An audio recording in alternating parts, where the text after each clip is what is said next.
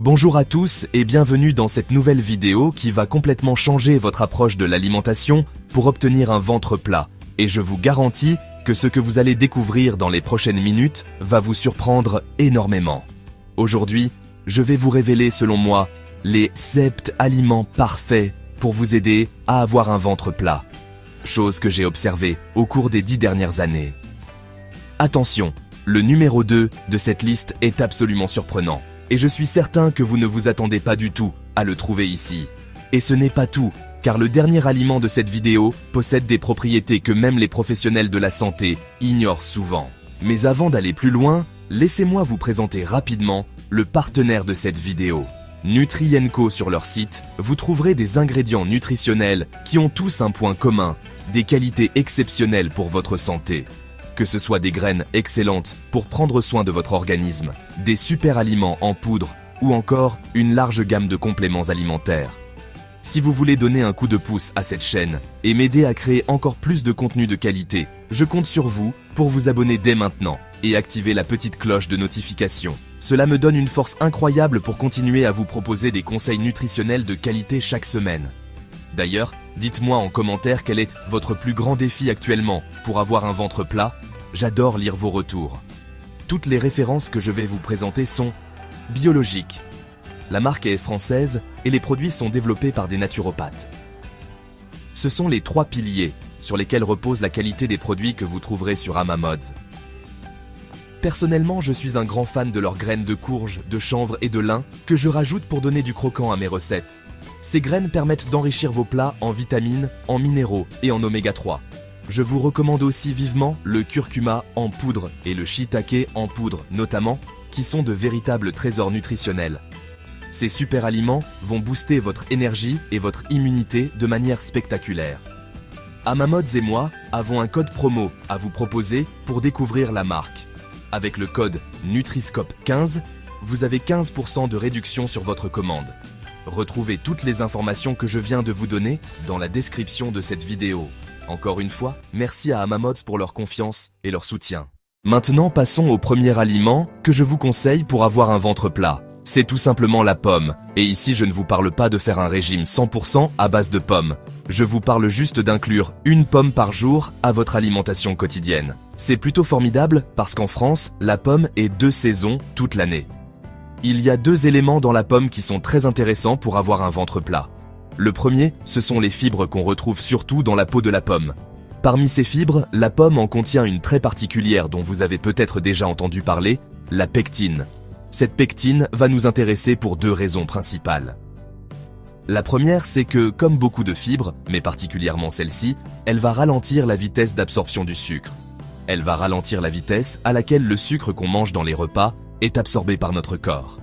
Je vous explique très souvent que nos aliments sont du carburant. Et le sucre est aussi un carburant. L'objectif de votre alimentation, ce n'est pas de manger le moins de carburant possible. L'objectif, c'est que ce carburant tienne le plus longtemps possible et vous fournisse de l'énergie durablement. C'est exactement pareil quand vous faites le plein d'essence avec votre voiture. L'objectif, ce n'est pas de mettre le moins d'essence dans le réservoir de la voiture. L'objectif, c'est que l'essence que vous mettez vous permette de faire le trajet le plus long possible. Au niveau alimentaire, c'est exactement pareil et la pectine va permettre cela. Si le sucre que vous consommez arrive à toute vitesse dans votre sang et se digère très rapidement, votre corps va réagir négativement. Vous savez peut-être qu'on appelle parfois certains sucres des sucres rapides.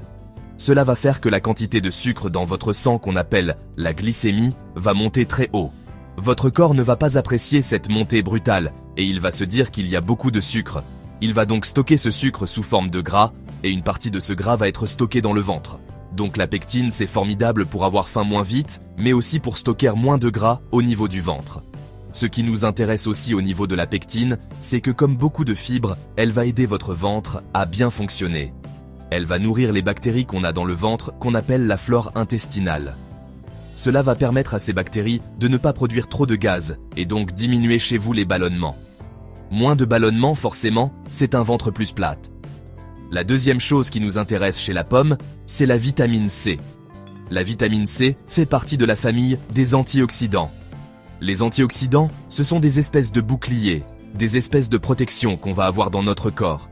Ces protections nous évitent maintenant de tomber malade dès qu'on est exposé à une menace comme le froid, la pollution ou le tabagisme. Pourquoi est-ce que cela nous intéresse ici? Parce que ces antioxydants vont aussi exercer leur action protectrice dans un organe qu'on appelle le foie. Le foie, c'est un organe qui est un petit peu le chef d'orchestre dans notre corps pour décider où on stocke du gras ou pas. Il est prouvé que si vous consommez suffisamment d'antioxydants, vous allez permettre au foie de bien faire son travail.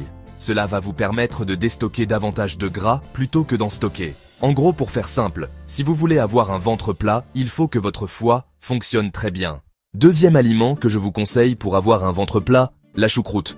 Je sais que je vais peut-être en perdre quelques-uns ou quelques-unes parce que vous allez vous dire « mais qu'est-ce qu'il raconte ce type ?» Mais oui, la choucroute elle est très intéressante pour avoir un ventre plate.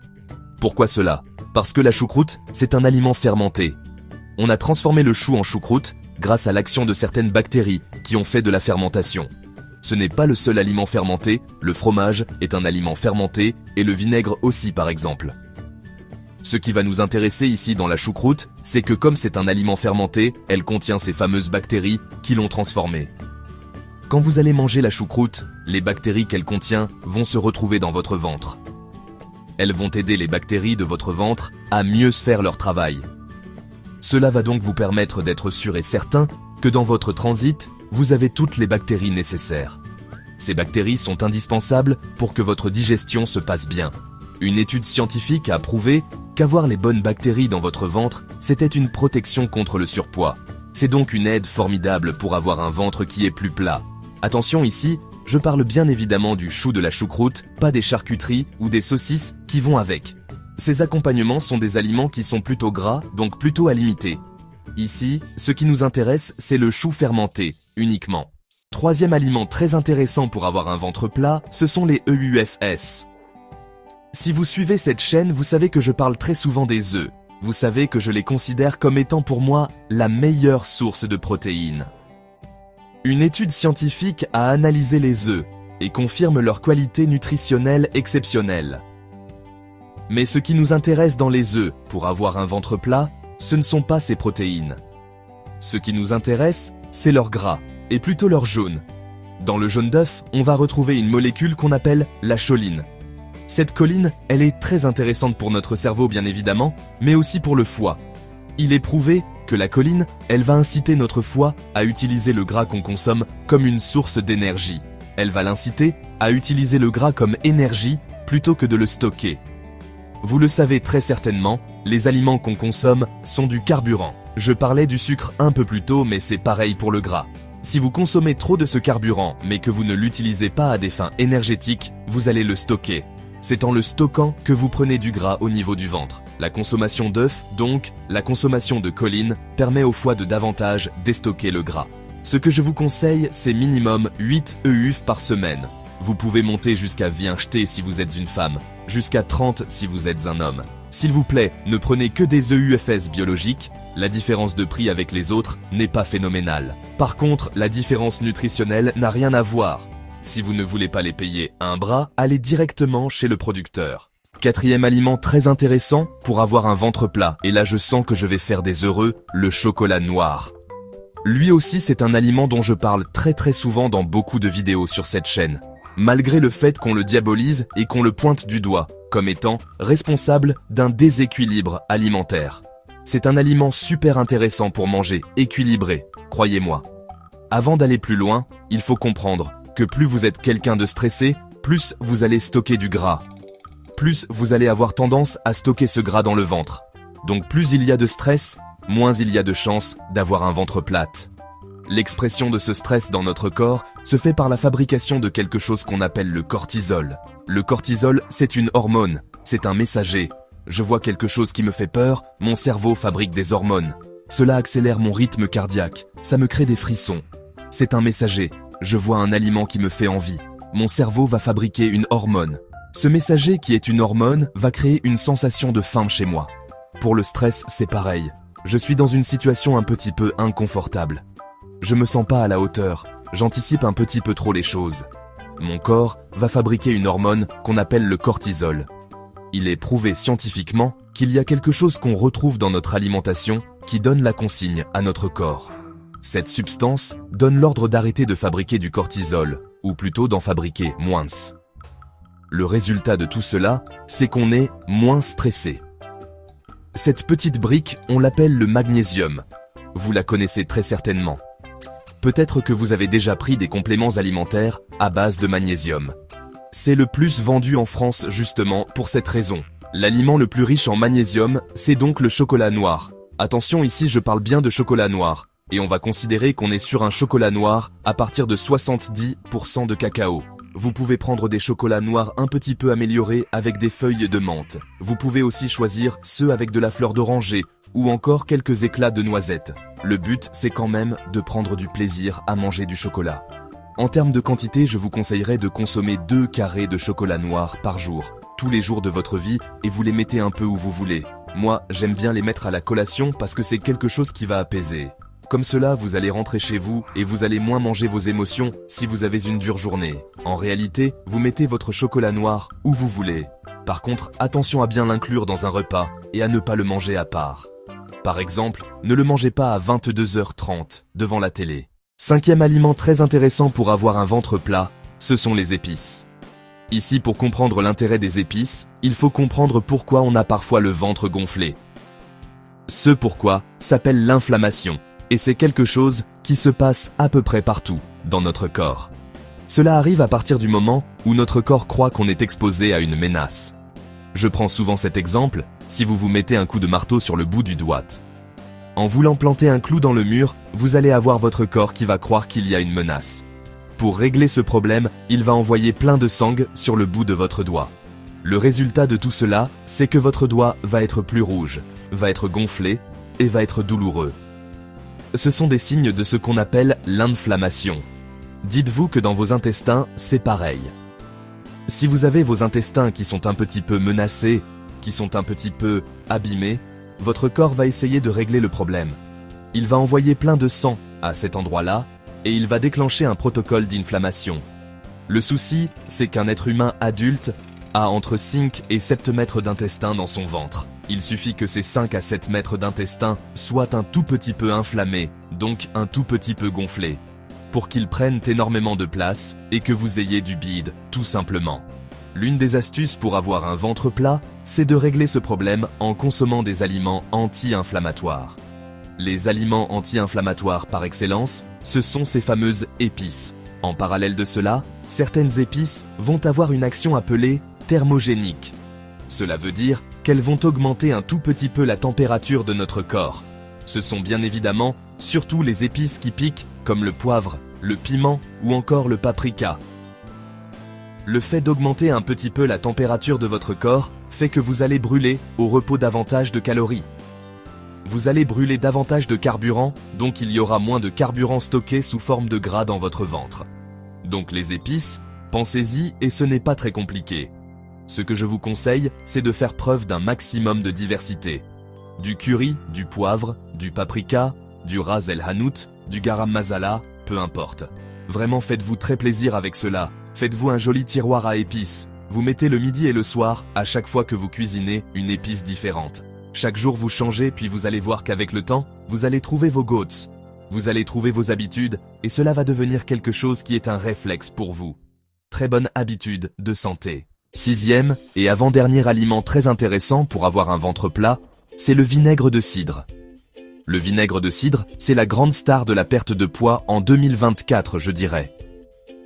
J'ai plein de patients et de patientes qui me disent commencer leur journée en prenant un shooter de vinaigre de cidre. Si vous voulez mon avis, il n'y a pas du tout besoin d'en arriver là pour profiter de ses bénéfices. D'ailleurs, quels sont ces bénéfices ? Eh bien, l'action du vinaigre de cidre, elle est assez proche de celle de la pomme. C'est logique, puisque c'est avec de la pomme qu'on fait du vinaigre de cidre. Tout cela est très logique. Et en fait, ce qui va se passer, c'est exactement comme ce que je vous expliquais en début de vidéo. Vous allez, après avoir consommé des sucres, avoir une élévation de la glycémie. Cette élévation de la quantité de sucre que vous avez dans le sang va être moins brutale et moins rapide.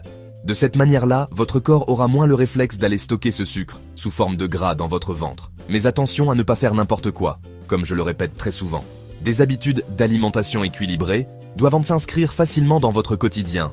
Si vous voulez mon avis, commencez votre journée par un shooter de vinaigre, ce n'est pas quelque chose qui s'inscrit facilement dans votre quotidien. Plutôt que d'adopter cette habitude qui n'a pas de sens, ce que je vous conseille, c'est une fois par jour. Midi ou soir, voire les deux, vous essayez de consommer l'une de vos 2 portions de légumes crus, sous forme de salade ou sous forme de crudité. Et ce que vous faites, c'est une vinaigrette. Vous faites une vinaigrette avec du vinaigre de cidre et avec par exemple une huile de noix ou de colza. Ces huiles sont excellentes pour la santé et comme cela, vous avez votre quantité de vinaigre dans la journée. Elle est incluse à un aliment où c'est un plaisir de manger du vinaigre. C'est beaucoup plus agréable que de le boire comme cela au réveil. N'oublions surtout pas que tout comme la choucroute dont je vous ai déjà parlé, le vinaigre est un aliment fermenté. Les aliments fermentés sont très bons pour les bactéries qu'on a dans le ventre. Je ne finirai même pas cette phrase parce que je vous l'ai déjà expliqué plusieurs fois dans cette vidéo. Normalement, vous avez bien compris. 7e et dernier aliment que je vous conseille pour avoir un ventre plat, c'est le thé vert. Le premier intérêt du thé vert, c'est qu'il est surchargé de ce qu'on appelle des antioxydants. Je vous en ai déjà parlé plus tôt dans la vidéo, les antioxydants sont très intéressants. Ils permettent au foie de déstocker facilement le gras plutôt que d'aller le stocker dans notre ventre. En plus de cela, le thé contient aussi des molécules qui sont anti-inflammatoires. Cela aussi, je vous en ai déjà parlé, moins d'inflammation, c'est un ventre qui est moins gonflé. Super, mais en plus de cela, s'il est consommé dans des proportions qui sont correctes, le thé va vous permettre de déstresser. Il va vous permettre de fabriquer moins de cortisol, donc de stocker moins de gras. Cela parce qu'il contient une molécule qu'on appelle la théanine, et cette théanine est calmante. Attention cependant, tout est une question de dosage.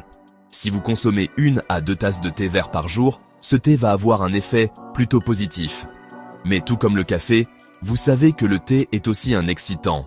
Si vous consommez trop de thé, plus de 3 mugs par jour, cette action va être complètement inversée. Vous allez plutôt vous énerver, plutôt vous exciter, plutôt que de vous apaiser.